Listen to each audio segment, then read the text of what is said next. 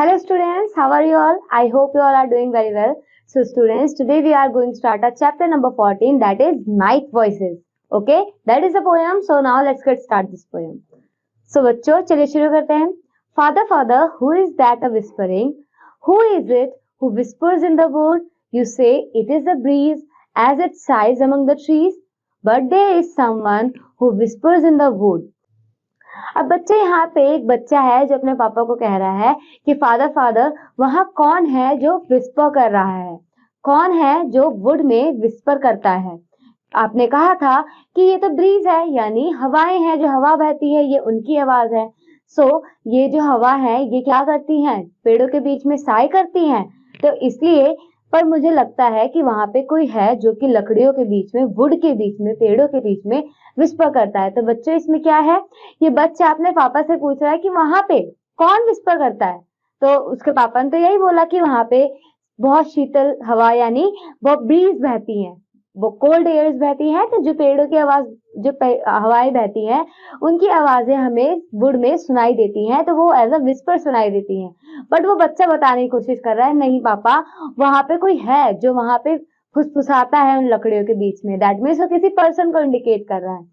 फिर वो पूछता है father father who is that a murmuring. अब वो पूछ रहा है बच्चों कि पापा वहां कौन है जो मरमर कर रहा है, यानी बहुत धीरे बोल रहा है.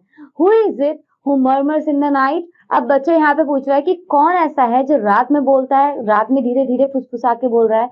You say it is the roar of the wave upon the shore, but there is someone who murmurs in the night. अब बच्चा यहाँ पे बता रहा है, ये बच्चा कह रहा है कि पापा आपने कहा था कि वहां पर शोर की आवाजें आती है हमें, यानी शोर आप जानते हो बच्चों, सी के लहरे की आवाजें वो रोर की आवाज में हमें सुनाई देती है.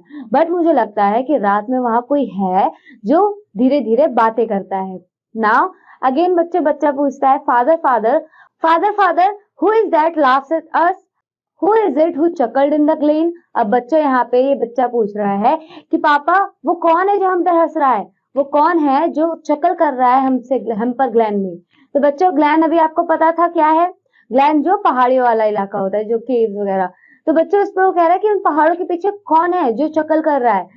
Oh father let us go for the light is burning low and there is somebody laughing in the glen. Father, father, tell me what you are waiting for. Tell me why your eyes are on the door. It is dark and it is late, but you sit so still and straight, ever staring, ever smiling at the door. अब बच्चे यहाँ पे जो father से जो बच्चा है वो ये कह रहा है कि ग्लेन में से मुझे किसी की चक्कर करने की आवाज आ रही है. अब शाम भी, यानी for the light is burning लो.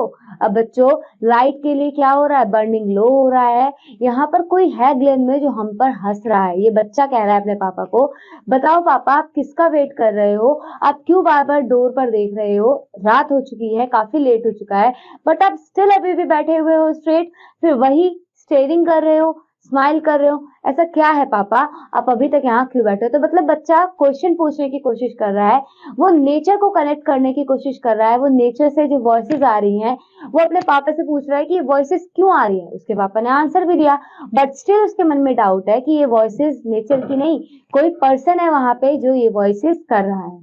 तो बच्चे ये थी आपकी स्टोरी नेचर वॉइस की. So that's all for this poem. Now I will meet you in the next lecture with a new chapter.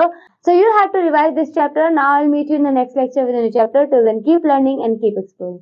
Bye bye students.